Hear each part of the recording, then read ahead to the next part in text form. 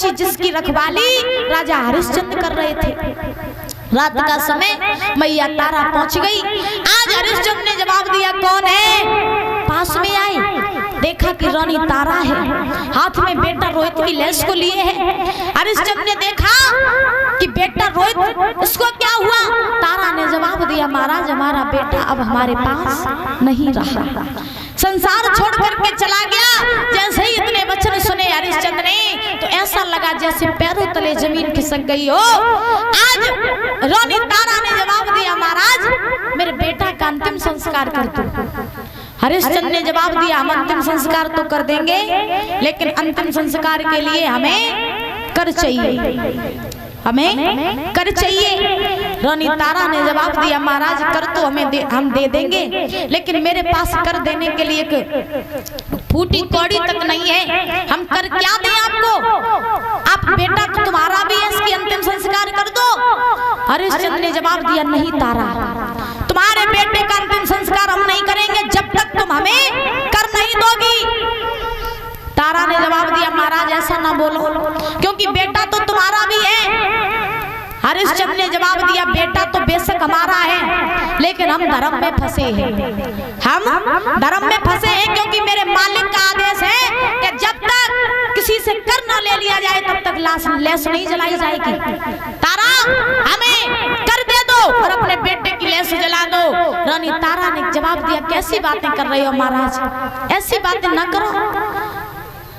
हरिश्चंद्र ने जवाब दिया, ऐसी बातें हम इसलिए करेंगे क्योंकि उस दिन की याद करो जब तुमने नदी पर मेरा जल घड़ा नहीं उठवाया था, जल का भरा घड़ा नहीं उठवाया था, तब तुमने कहा था कि हम धर्म में फंसे हैं।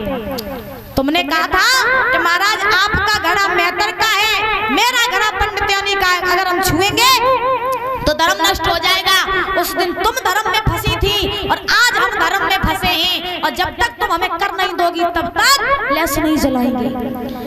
मैया तारा ने उसी समय क्या किया कि तन पर जो साड़ी लपेटे थी, मैया ने वो साड़ी को उतार दिया, आधी फाड़ करके हरिश्चंद्र को कर के रूप में दे दिया, आधी फाड़ करके बेटा रोहित के ऊपर कफन के रूप में डाल दी। जैसे ही डाली तो महाराज आज हरिश्चंद्र ने बेटा रोहित की अंतिम संस्कार किया।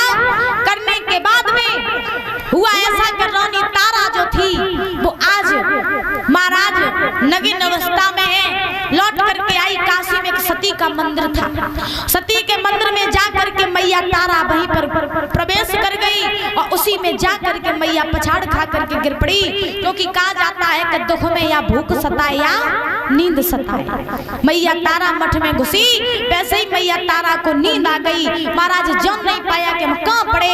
इधर विश्वामित्र को फिर भी चैन नहीं पड़ा।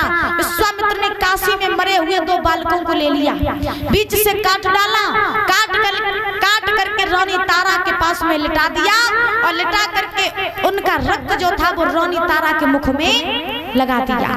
और काशी में आवाज लगा दी, काशी के लोगों, सती के मठ में एक डायन आई है जो बालकों को मार करके खाती है, अपने अपने बालकों को बचा करके रखना। जैसे ही इतने वचन कहे कि डायन आई है तो श्री सुखदेव जी समझा रहे हैं, राजन परीक्षित, हुआ ऐसा कि आज वही खबर काशी के राजा के पास पहुंची। काशी के राजा के पास में पहुंची और जवाब दिया कि हे राजन, उस डायन को तो मरवा दो, पता नहीं कितने बालकों को मार करके खाएगी। राजा ने उस कालू नाम के मेहतर को बुलवाया और जवाब दिया, हे कालू चले जाओ और जा करके उस डायन को मारा। अब कालू भी नहीं गया, जब मेहतर भी नहीं गया तो महाराज वही कालू नाम का मेहतर हरिश्चंद्र के पास पहुंचा और जवाब दिया, हरिया चले जाओ और जाकर के काशी में सती के मठ में डायन आई है, उसे मारो। हरिश्चंद्र के हाथ में तलवार दे दी। हरिश्चंद्र चले और चल करके काशी में सती के मठ में पहुंच गए। वहीं पहुंचे जब रानी तारा सो रही थी, हरिश्चंद्र ने क्या किया कि मैया तारा के केसों को पकड़ा और केसों को पकड़ करके मठ से बाहर घसीटते हुए बाहर ले आए। जैसे ही बाहर ले आए, हरिश्चंद्र ने देखा कि रानी तारा तुम ही वो डायन हो जो बालकों को मार करके खाती हो। हमें ऐसा लगता है कि तुमने मेरे बेटा रोहित को भी तुमने ही खाया। आज हम तुम्हें जीवित नहीं छोड़ेंगे। जैसे ही इतने वचन कहे तो महाराज तारा ने जवाब दिया, प्रभु अगर आप हमें मारना चाहते हो तो हमें मार दो, क्योंकि अब हमारा जीना बेकार है। उसी समय रानी तारा के केस पकड़े हरिश्चंद्र ने, और केस पकड़ करके मारने के लिए जैसे ही तलवार उठाई, आकाशवाणी होने लगी।